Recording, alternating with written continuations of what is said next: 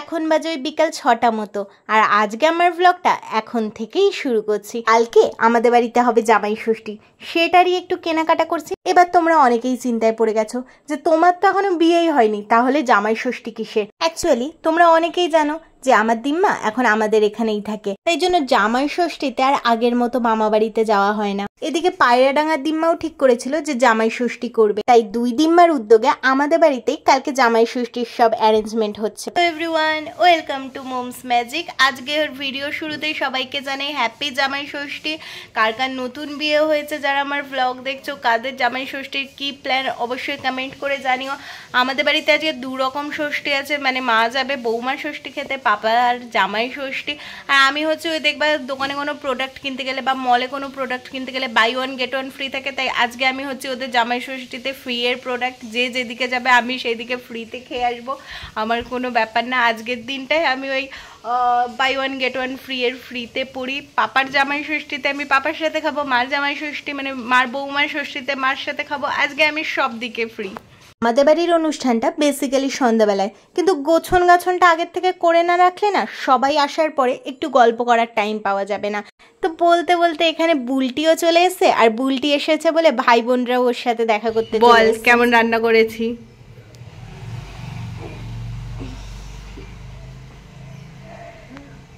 নাটক করিস না, এত বাজে হয়নি, আমি এইমাত্র খেয়েছি। ও মা,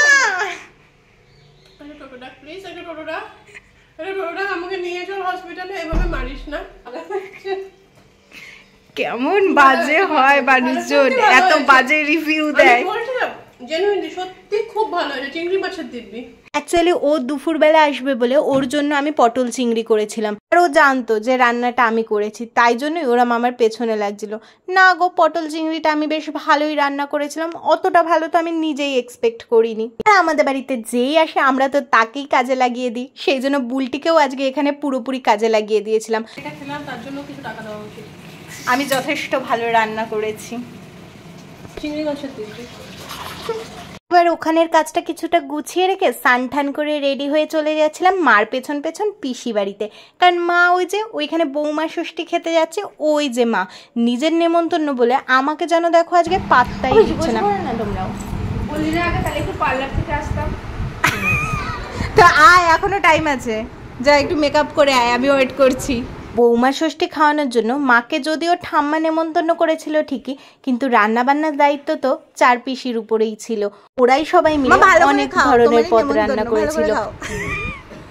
দেখো এতগুলো ননদ মিলিয়ে বসিয়ে তোমাকে খাওয়াচ্ছে, বোঝো কপাল করেছো তুমি। পাপা আমাদের একটু আগেই এসেছিল, তাই পাপার আগেই খাওয়া হয়ে গেছিল। তারপর আমি আর মা খেয়ে দিয়ে চলে এসেছিলাম বাড়িতে। বিকালে আমাদের বাড়িতেও একে একে সবাই ঢুকতে লাগলো, বেশ তোড়জোড়ে রান্নাও শুরু হলো। বর বউ একজনা রান্না করছে, একজনা বাসন মাজছে, জামাই ষষ্ঠী পালন করতে তো এরাই এসেছে। বেসিক্যালি জামাই ষষ্ঠীতে দিম্মাদের রান্না করা উচিত, কিন্তু দুই দিম্মাই এখন না আর অতটা করে পারে না, তাই জন্য এখানে যত আইটেম দেখছো সবাই মিলেমিশে ভাগাভাগি করে করা হয়েছিল। কেউ বাজার করেছে, কেউ কাটাকুটি, কেউ আবার রান্না বান্না। আর বুবু কোনোটাই করেনি বলে ও শেষমেশ পরিবেশনের দায়িত্বটাই নিয়েছিল, কারণ ক্যাটারিং এর কাজে ও একদম পারফেক্ট। বয়স যতই হয়ে যাক, জামাই ষষ্ঠী খাওয়ার ইচ্ছাটা তো সবার থেকেই যায়। তা বলে দিম্মাদের বয়স হয়ে গেছে বলে কি পাপা মেশোরা জামাই ষষ্ঠী খাবে না?